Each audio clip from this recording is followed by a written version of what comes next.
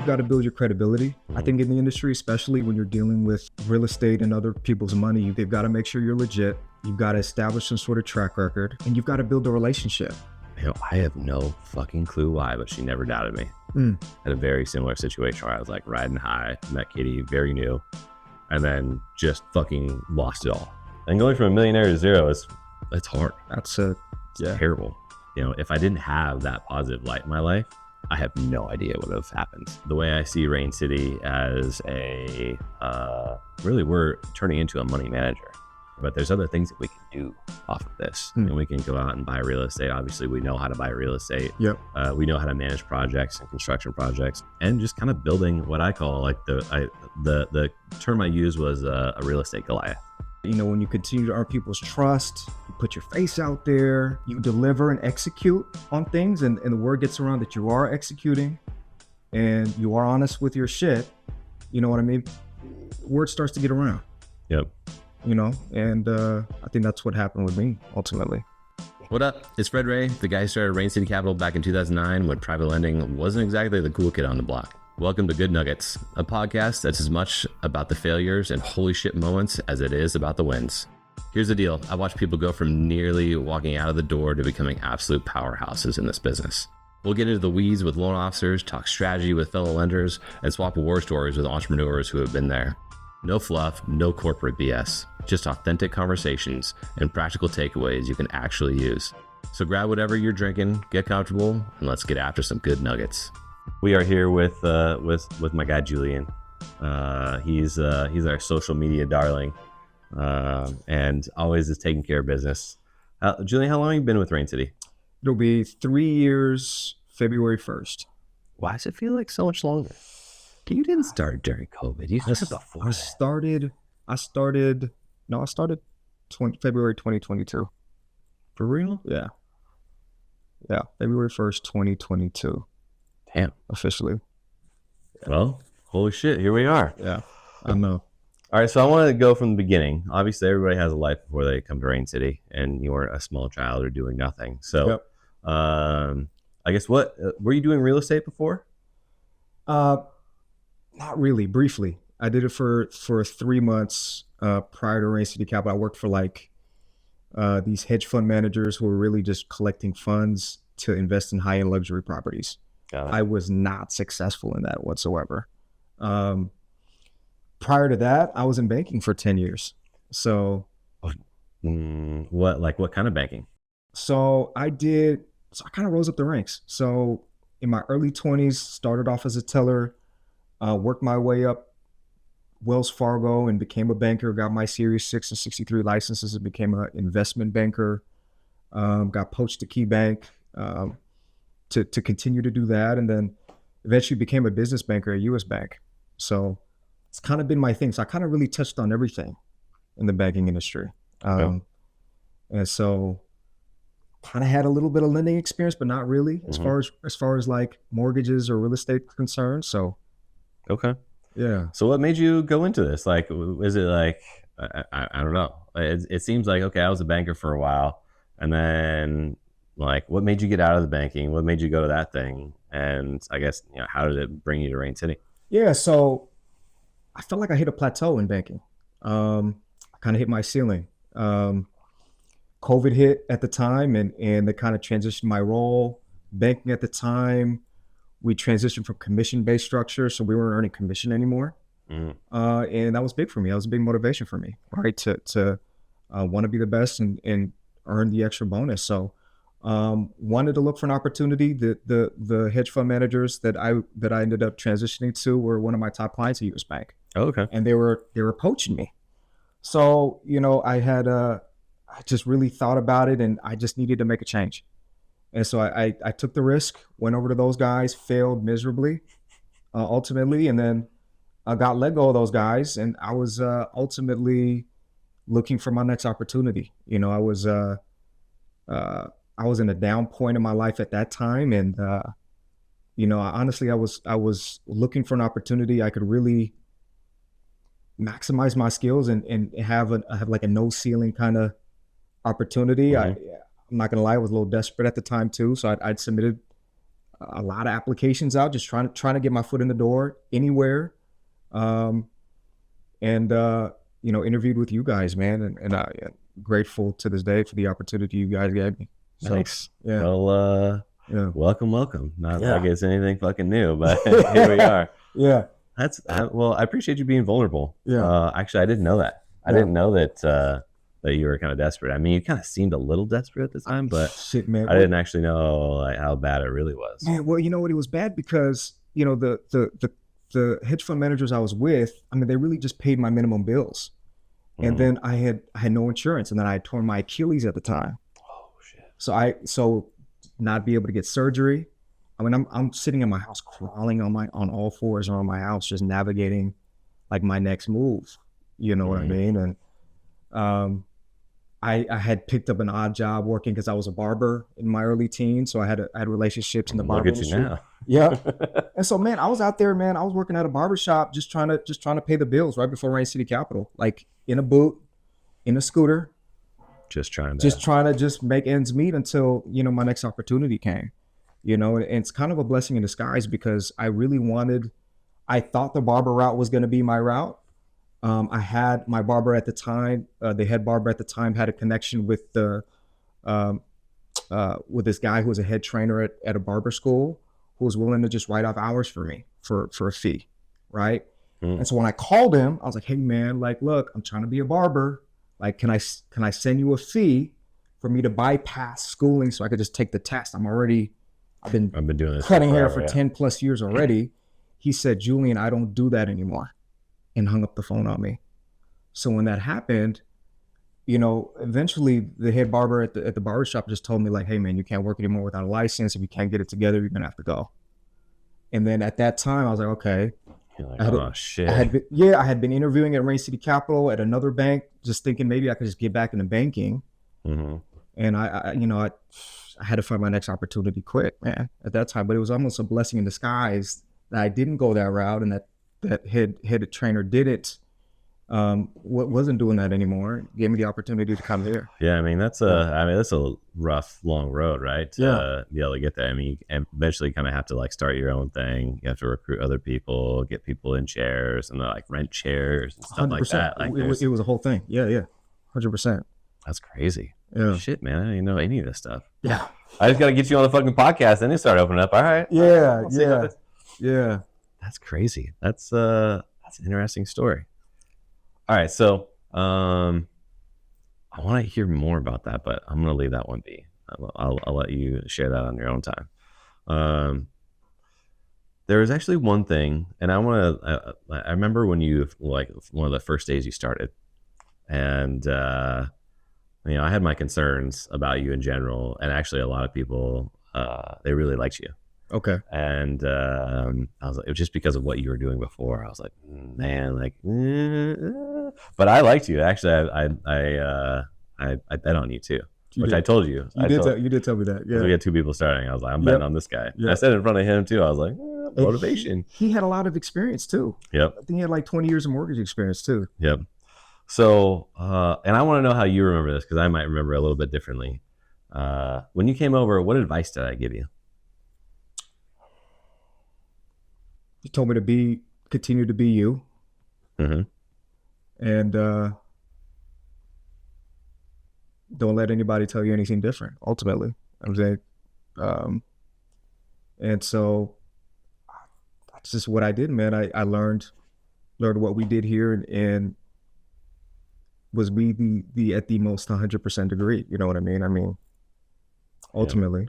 So, yeah. There's obviously people that come and go. And not everybody resonates with the Rain City culture for sure. Mm-hmm. But I mean, you did, and you're definitely part of it. And I know everybody loves you. I love having you over around here too. I mean, you got the best hair in the company photo show. It's been through many different machinations. It has, yeah. It took me a minute to grow this thing out too. Yeah, for sure, man. Yeah. I always like under the hat, like, what is that? What's going on over there? Yeah, that's super funny. Yeah. A question I ask everybody, and I mean, you've been long enough here. You've been here 3 years, right? God, it feels like longer. I swear to God, it's been longer. But 3 years. Yep, 3 years in February, man. I'll trust you. I'll trust you on that. You've had some success. And for anybody new or that's coming into the business, new and watching this, what's our like keys to success that you would give or advice that you would give to someone new and starting out in the business? You've got to dig in, put in the work, and you've got to trust and have faith in the work you're putting in, because a lot of times you're not going to see the results immediately. Mm-hmm. And I had to see that.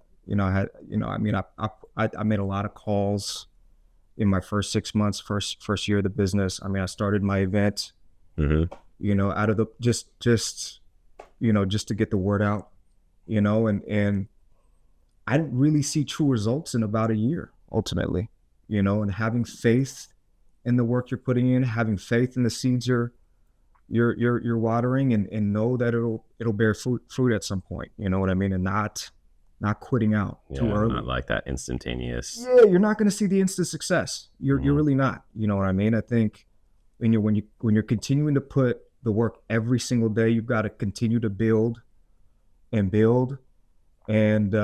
continue to have faith in what you're doing. You know what I mean? I lost faith a lot of times in the process, man. I mean, even in my first year, I was I think I was like 10, 11 months in. I was coming up on my year mark, and I wasn't really reaching the numbers I really wanted to hit. Mm-hmm. And, I remember just moving in with Preet in Vancouver. Preet's my fiance. And man, she was really bearing the brunt of the mortgages and bills. And I was looking at other jobs. I'm not going to lie, man. And then, fair enough. And then she told me straight up, like, don't get another job, double down and continue to put in the work.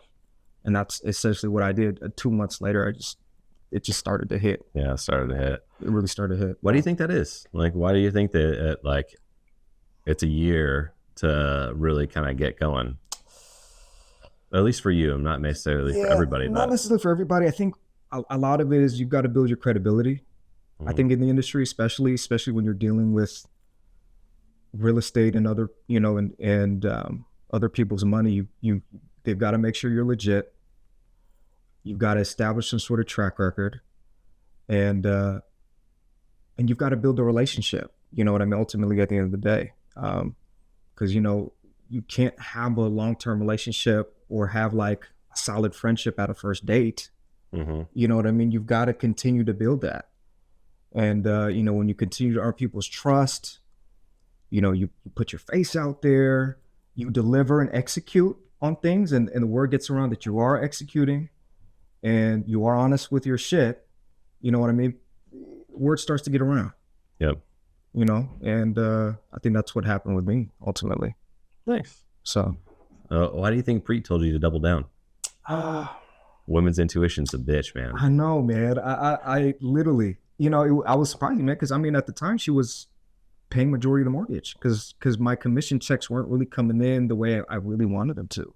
Yeah, I mean, by all means, she could have just been like, nope, see you later. Easily, just go and get another job or go and do whatever. Any girl could have easily been like, dude, or put me down, Mm-hmm. right?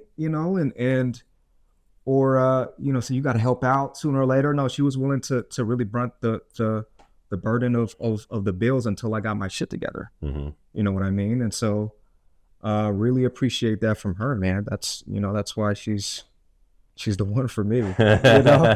So what did she see in you? You got to ask her that, man. I think she told me that she believes I have a bright future. I think she I don't know, man, we hit it off, man. We hit it off. It's tough to say because we met in Hawaii 4 years ago now. Yeah, that's right. You met in Lahaina, right? Yeah, we met in Lahaina. Yeah, you met in Lahaina. Yeah. So that's funny. I kind of have a similar story, and that's where I've grown to value a woman's intuition. This is about me, but I'll share it real quick. Please. So when I met Katie, my wife, when I met Katie, I was not working very hard. I was making a lot of money. I was doing second mortgages all over the place, and I didn't have to work that hard. I was straight chilling. I was maybe working, 20 hours a week and doing well. and I was like snowboarding a ton and whatnot. So So- when I met Katie, I was set. Like I was dialed. At least I felt like it. Yep. And Katie was just like really positive influence. She hated that I swore all the time, all these other things. So fast forward, I met her March 2008. Shitty timing for sure. Like some of the writing was on the wall. Yeah. But 6 months later, if anybody has watched like The Big Short or read The Big Short, fuck man, I only watched that movie once. I cried like 3 times in the movie. Haven't watched it since. I read the book. I thought it was cool, but when I like the emotions of it. So anyway, September rolls around. I talk her into going back to school. I talk her into moving in with me because like I knew she was the one. Yep. And there was that one day where the stock market went down 1,000 points. Now that happens today all the time, but the stock market was like at 9,000, went down to 7,000. So it was bananas. That day also, the owner of the company that I was working for shut down, and I was also in the midst of losing fucking all of my money because it was all in second mortgages. Katie was there to pick me up. Like I'll never forget, I was sitting outside in this plastic chair and she was inside making dinner, and like what she signed up for was not the life that she was going to have over the next 6 months. And she ended up getting like this settlement from a car accident. And I have no fucking clue why, but she never doubted me. She was just like, you've done this before, get it together, go back up there. I mean, it wasn't all sunshine and roses, but I had a very similar situation where I was like riding high, met Katie, very new, and then just fucking lost it all. Like went back to zero. And going from a millionaire to zero it's hard. That's terrible. But anyway, I if I didn't have that positive light in my life, I have no idea what would have happened. I have no idea where I would be. But yeah, man. I love that, man. I gave me goosebumps when you telling me she. That's crazy. Yeah, that's cool. And, having that positive influence in your life and to like kind of keep you going I think is helpful. Huge. And picking your partner in life, it's just like they always say, the 5 people that are around you that are closest to you are like that's where you're going to be in life. So your partner is by far the best. Every financial advisor says don't get divorced either. Fair. Getting divorced, that'll kill you financially, but that's not about that. Right. What about real estate? Like why real estate? I mean, obviously you're loaning money and whatnot, but I guess like what part about it makes it make sense for you? And do you currently invest? What about real estate? So being in banking for so long, you get to meet so many different clients and see so many different bank accounts, right? And so big ones, little ones in general. I felt the common theme to the most successful clients that I've met in my life were they've invested in real estate. So I wanted to get in the game somehow. So that's why I'm here and doing what I do. And then, yes, I do invest. I just started investing in real estate recently. So yeah, I did my first flip last summer. Did you make money? I did not make money. I did not make money. It was pretty much even. I think we were in the red, a couple grand. Oh, that's not bad. When it was all said and done. So it's not bad. It's a great education. Big learning experience for me. Huge learning experience for me. I did invest in the triplex in the Portland area. Okay. It is not cash flow currently, but I'm renovating the 3rd unit, and I think once I have that rented out, it will be. And especially if rates come down, I could refinance out potentially. And don't plan on that. We'll see. We'll see. I mean, I'm at a 7.75 right now, so I think could be an opportunity to lower my payment there. But no, that just started investing last year, and I'm getting into another flip here soon, and closing here in the next week in Beaverton. Oh shit. So yeah. Well, you got to keep us updated on how that one goes. We'll do. Like usually people post about it on Instagram when they make money, but I don't necessarily post about it when they lose money. Yeah. It's important though. I remember like the first time I flipped a house. I'm terrible at flipping houses. I totally crushed it. Absolutely crushed it. I didn't do jack shit to the house. I basically wholesaled it, but I ended up buying it and I sold it like 3 weeks later. Made like 75 grand. Didn't do anything to the house. And dude, it was windows broke and everything. I just got a really great deal and I flipped it to another investor. Oh, Wow. Second deal, money. Third deal, lost. And not like a small way either. I was like, Oh, really?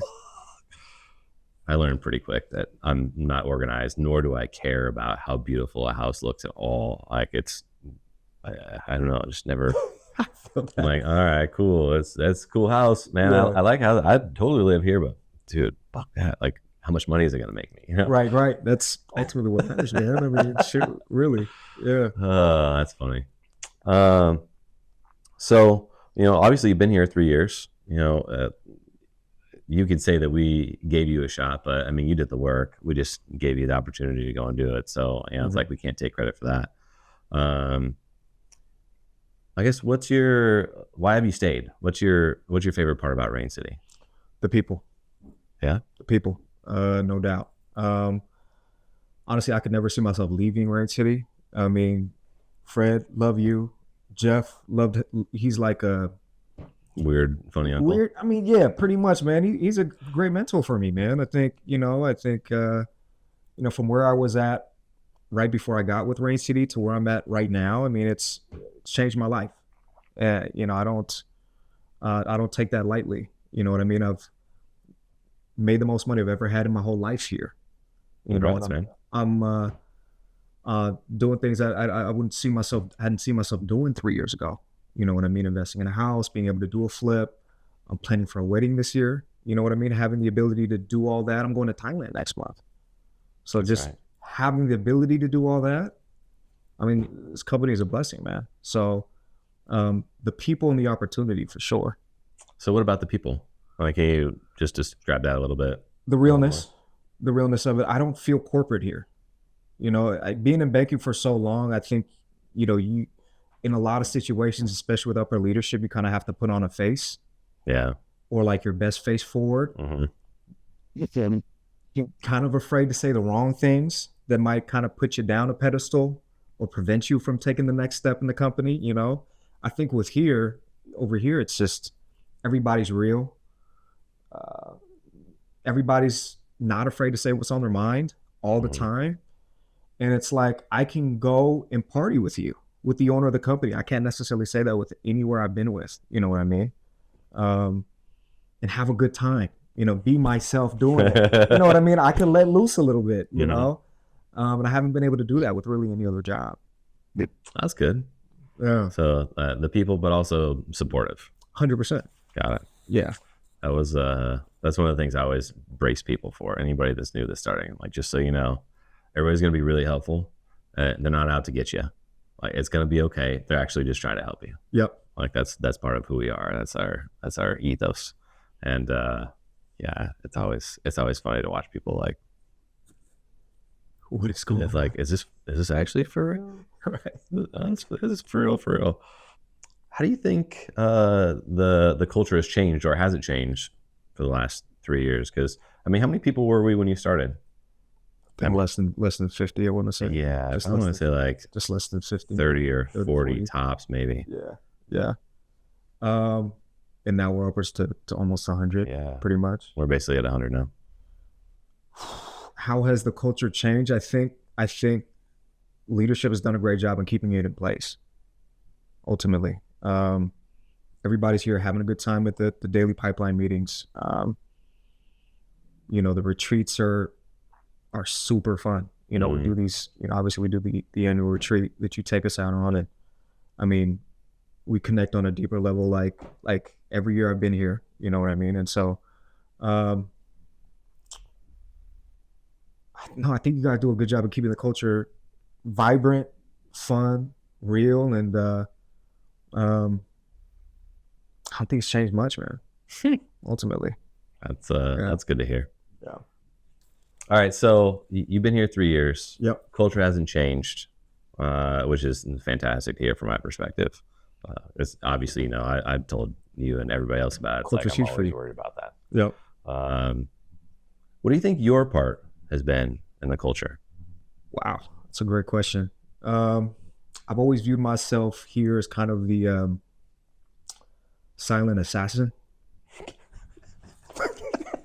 You don't say that much. That's true. I don't say much. I really don't. I'm all about letting my actions do the talking. and if you really want to get to know me, we connect one-on-one or a smaller group setting. Um, I contribute as much as I can as far as like group settings, giving back to the other loan officers as far as what I do. Man,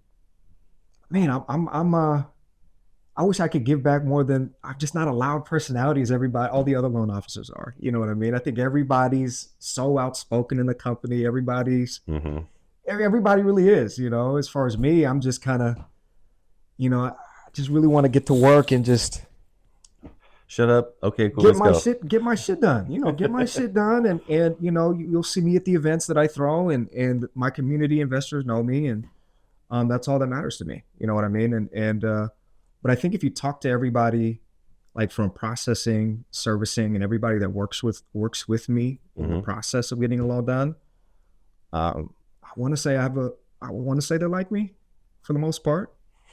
I mean, I try to be kind and polite as where I can be, Yeah. So Humble. Yeah. Ultimately.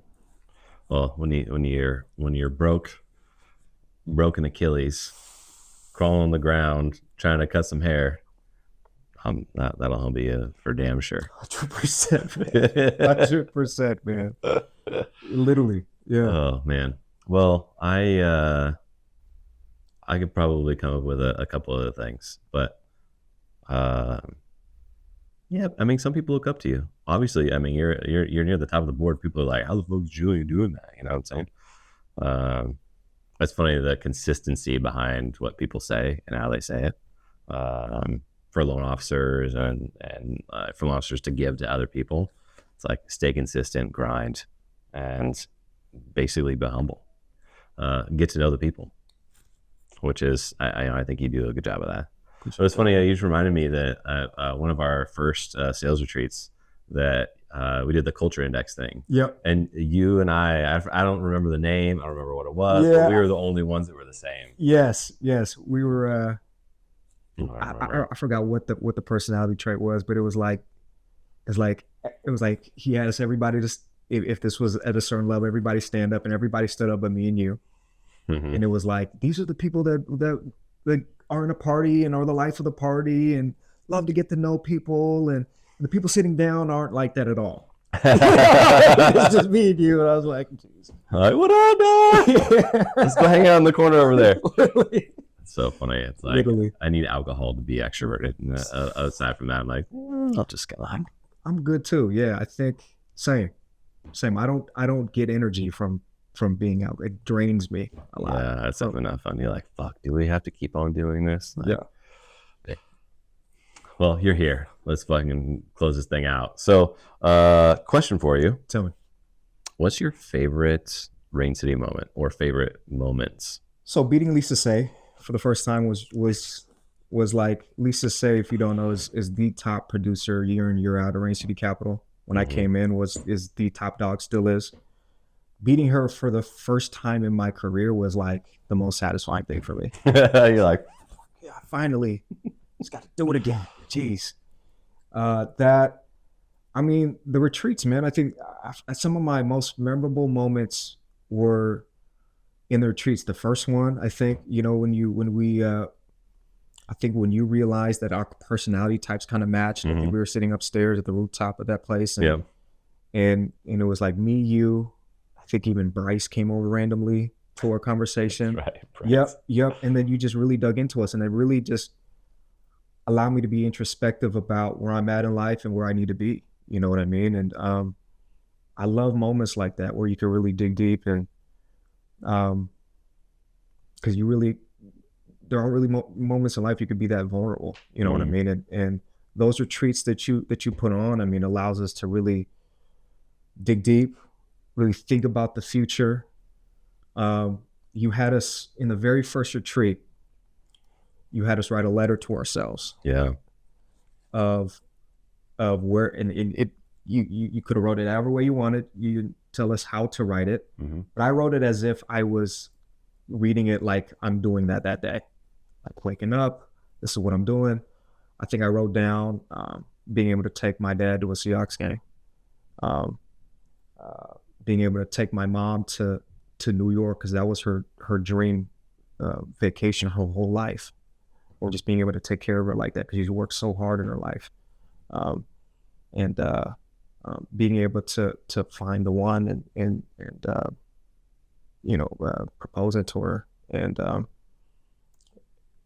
I was at that time broke when I wrote it, and then when I reread it, I had achieved everything.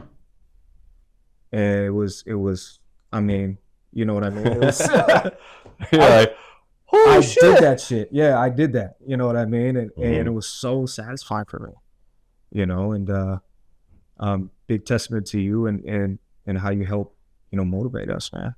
Yeah. Well, I mean, we started you got your LOA, right? Yep. We started the coaching. Yep. How long has it been? You've only been in it for a handful, like a couple of months, right? Yeah, a couple months in the leadership Like stuff. 3 months and whatnot. Yep. How's that been for you so far? Love it. Yeah. Love it. Has it changed anything? Has it moved the needle as far as like anything? 100%. 100%. I think it's ultimately clarity. It just brings a lot more clarity in what I'm doing on a day-to-day. And when I'm off track, everybody's human. Mm-hmm. I can get back on track a lot faster than I would have if I wouldn't have been more precise and clear with my goals and everything that you had laid out for us. All the exercises, you had us do, from laying out our 2025 goals. What would we make 2025 your bitch? Making 2025 your bitch. And I'm on track, man. You know what I mean? I've like made it. I mean, we only got like 30 days under our belt. Yeah, let's keep it up. Yeah, I'm keeping it up. Well, I'm like, it's yeah, no, absolutely, man. I mean, it's putting it front of mind, and brought a lot of clarity in my life. That's awesome. Yeah. Congratulations, man. I just gave the space. You did the work. So, I mean, I guess, one can happen without the other for sure. But, I mean, you really should just be doing some of this. I didn't do the fucking work you did. True. I appreciate that. That's awesome. I asked Lisa this, and I want to ask you, and this probably won't be on camera, but whatever. Yeah. We did the one word. Yeah. What's your one word, and how do you feel about that exercise? 30 days in. My one word is relentless, mm-hmm. and I fucking love it. I mean, when I think about that word, and when I think about how I attack everything in my life, it's like relentless is like, in order for me to achieve the goals I want to achieve in 2025, I gotta be that. Mm-hmm. In how I attack every single area of my life, not only my goals in real estate, my job, but as a future husband, brother, son, you know what I mean? Everything, relentless in everything that I do. I think it's helped motivate me and inspired me ultimately. So that's good to hear. That's something I knew I've done, and I kind of like mine too. What was your name? Measured. Ooh, I like that, because I'm opportunistic. Yep. But I have to put it against kind of be everything else, right? Like, calculated. because I'm competitive. I like to win. I like all those things. But so it's I went through a bunch of different ones. Actually, I really struggled with it, because when I did it for you guys, I was doing it on my own too. Mm-hmm.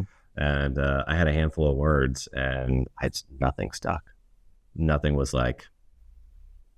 I was like, fuck. So I had to go to my coach, actually. And I had to have him walk me through it. And that's how I landed on measured. I like that, man.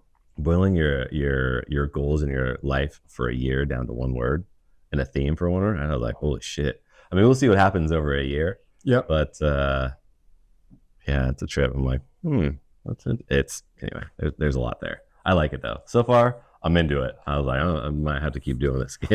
I like that word for you too, man. Measured. That's cool. It's so tough sometimes too. Whatever. If you're competitive, like, I want to be fucking measured. I want to go. Yeah. Sure. Yeah, it is what it is. But one of the other things too that it's so fun to see, and like the feedback that I get and what I'm trying to exude, and verbally, and also just without like with the actions is, once you have your life in order, everything else comes. Mm-hmm. And like focusing on, what are those things in life that are, the things that you really want to go and do. Ultimately, the work part, it ends up working itself out over time. And it's so fun to hear some of the stuff that you're like, you're not talking about like numbers or loan volume. We're talking about like, I want to be a better husband. I want to be a better, son, and be a better person in general. And just to have that, like, looking in the mirror back at what you're, looking at, I'm like, fuck yeah, that's where it's at. Like, that's how we fucking do it. We grow up fucking great, good people, and the rest takes it. 100%, man. I'm going to give you one question. You got one question to ask me. If you're going to ask me one question, what would it be? Where do you see Rain City growing to in the next 5 years? Like, what's your vision of Rain City Capital? So I put a 10-year. 10-year. Out there. I put a 10-year out there. Yeah, I want to hear that. But I did that 3 years ago. Okay. So we kind of we were like, okay, this is our 3-year plan. And that was as of 2023. It was like when I kind of felt like I had all the parts and pieces. Because right kind of when you joined is when we first started to really grow. Gotcha. It was like, all right, we're growing. This is how we're growing. This is where we're going to grow. This is what we're going to go and do. And you kind of got to watch a little bit of that. Yeah. So for us, top 10 producer, that's like in the near future. I think we're probably a couple of years away from that. Okay. I don't want to be number one. I don't want to be Kiavi. I don't want to be, chunking out, thousands of transactions on a monthly basis. It's not where I don't think that we could do this business as a relationship business and still do that volume. Got it. Now I might prove myself wrong, and I'm working on it, but yeah, sure. Top 10 lender, top 5 would be even cooler. Outside of that, the way I see Rain City as really we're turning into a money manager. And we started out as an originator, and that's never going to go away. Originating loans, RTL, DSCR, basically fix and flip in the 30 years. That's still going to be kind of our bread and butter, but there's other things that we can do off of this. And we can go out and buy real estate. Obviously, we know how to buy real estate. We know how to manage projects and construction projects. So buying it, fixing it up, and either flipping it or holding it, most likely holding it. And just kind of building what I call like the term I used was a real estate Goliath. I have no intention of selling this business. I really don't want to sell. Why would I sell a cash machine? Because I get every once in a while it's like, hey, I get an unsolicited offer or people inquire. I'm like, nah, I'm good. So, and mostly because I'm an entrepreneur, right? Like I just don't. If I sold this business, I would be into something next, and I would be broke again in like 2 years because I'd be like doing something else. I'd be in the same spot that I am right now. So like, why change? I can just grow the thing and get all the people that are around me that I know, love, and trust, and then we can just go and fucking crush it wherever we try to decide to go. So be opportunistic. That's like my number one superpower, but also just like it's all real estate related. And the second that we're a top 10 lender and we're pushing out, what that means to me is 150 million plus on a monthly basis. 150 million plus, okay, on a monthly basis. Gotcha. And I think that to be a top 10 lender, I think that you have to be that. That number could grow over the next couple of years. But we're definitely in striking distance for sure. How big does our company need to be, do you think, to do that? It's a great question. You only get one. Okay. But my guess is that it's about 200 people. So it's give or take twice our size now as far as like number of people. But I don't know. It's debatable, man. Like I think a lot about, the value that we create, Rain City creates for loan officers like you. And, if I find like-minded individuals, I would rather have, a bunch of yous and Lisa Says of the world and not have a whole slew of people that are out there. Sure. Right. So if I could turn you into a $15 million a month producer, which, I'm not doing it, you're doing it. But like if you're doing 15 million a month and I have 10 of you, I'm pretty fucking happy camper. Right. So, it's got kind of its give and takes. And I've always appreciated that approach more than more than just like shotgun, get a whole bunch of Getting people a whole bunch of people just doing what they can to get that number. That's tough, man. Building and like having a business, as you know, is difficult. And I mean, it's the one thing I share all the time. It's like even the state of the city. Like, if you want to figure out all of your flaws in life, go and start a business, because you think you're great at one thing, and that's why you're going to start a business. But then it just highlights all the shit, all the things you suck at, you're not good at. Yeah, all the things that like that you weren't naturally adept at. It just puts it on blast. I was talking to Lisa about this. Lisa and I share the same. We say something and then it doesn't fucking come out the way that we wanted it to, and we expect people to understand it. Hey, you know what I'm saying, right? And I've spoken Lisa from day one, because it's just that's the same thing, right? and early on, whatever, it was like 12, 13 years ago when Val came on, she spent 6 months just listening to me. She never spoke a word. It was kind of weird. I mean, she did, but she was very quiet. Right. And then as we started to grow, she learned what I was saying and the things that I meant. And, one of the things that I look back on when I went from, 3 people to 10 people, Valerie was my interpreter. Everybody would look at me and like nod, and they'd be like, yeah, that's a good idea, Fred. And they would go back afterwards and ask Valerie, like, what the fuck was he talking about? I get you. And there's little things like that over time that you end up missing, or there's like little pieces you're like, holy shit. But yeah, it's pretty terrible. That's definitely, it's not the best. Got you. But that's fun, man. So if you're gonna break it down, someone new starting in, 1, maybe 2 pieces of advice that you would give to someone brand new that's showing up, that's watching this, that's like, I want to be like Julian, I want to be making a whole bunch of money investing in real estate. If they're getting into this business, what do you tell them to do? If I boil it down to 2 things. 1, I mean, it could be 5. 5. Okay. So really dial in and learn what we do. So you could expertly tell somebody and let people know what we can and can't do. But get your name out there.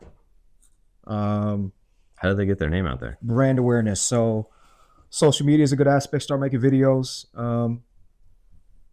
throwing events. Once you dial in what we do, don't be afraid to get your face out there and throw an event and market to multiple Facebook groups. There's a lot of real estate groups out there that you can market to that people want to go and network with. And then make the calls. Let them know what you do. When you get brand awareness out, and people have an understanding what you do, and then not only that, when somebody actually takes the risk and want to work with you, and then you deliver, I mean, that's huge in itself, right? Word goes around. Don't fuck it up. Especially if you're working with a client for the first time, deliver. You got to deliver. Make a good first impression. But brand awareness, I think, is huge. Yeah, getting your name out, and that's what I did ultimately. I went out on a limb and threw an event a month in the company. Did you? Yeah. Yes. So a month in, I like memorized all our loans, and so I wouldn't fuck up when I explained what we do, and I just threw an event, blasted it to a bunch of Facebook channels, made it an exclusive event. Really, I just wanted everybody to show up. Blasted to my friends and family, and 30 people showed up at my first event, and it kind of just snowballed from there. Take a couple of pictures, look like a baller, and fake it till you make it is still is relevant. Unfortunately, real, yeah, is extremely relevant in what we do, and especially if you're really trying to start strong. And then like really take advantage of the leads that come in. I mean, you provide us leads, which was huge in kind of as I'm growing my social base and in my network locally, being able to have clients to actually call and that are interested in loans, the CIX leads, all the leads that you provide us with in general, making sure you're on all that. Yeah. You know what I mean? And following up, and the combination of everything. As the phone rings, you're like, yeah, I mean, and then you provide like, so there's inbound calls, right? The silent assassin. I got that one first, Papa. There's inbound calls, right? That people who call into our office, It's first come, first serve. So I'm on it. I treat that like a game show buzzer. I'm like, done. Let's go. Every time, those hit, those absolutely hit. So a combination of all the above, you just got to be on it, and you can't skip a day. You can't, you've got to put in the work daily, whether it's through social media or through phone calls, getting your name out there or building into your next event. And then ultimately have faith in what you're doing is going to work. Nice. Stick with it too, right? 100%. Yeah. 100%. Look at that, man. You're just about to quit. You're looking for another job, about to go somewhere. I really was. Well, I was looking for a part-time job so I could help pay the bills. I felt bad. Are you like Ubering? I felt bad as a man. I was like, yo, my girl is paying majority of the bills right now. What am I doing with myself? I'm not, you know what I mean? Mm-hmm. I got to get something else so I can at least go halves with her. Been there, done that. And so, but doubling down on my business, the best advice she ever gave me. And having faith in me and what I'm capable of doing was everything to me. So let's go, Preet. What up?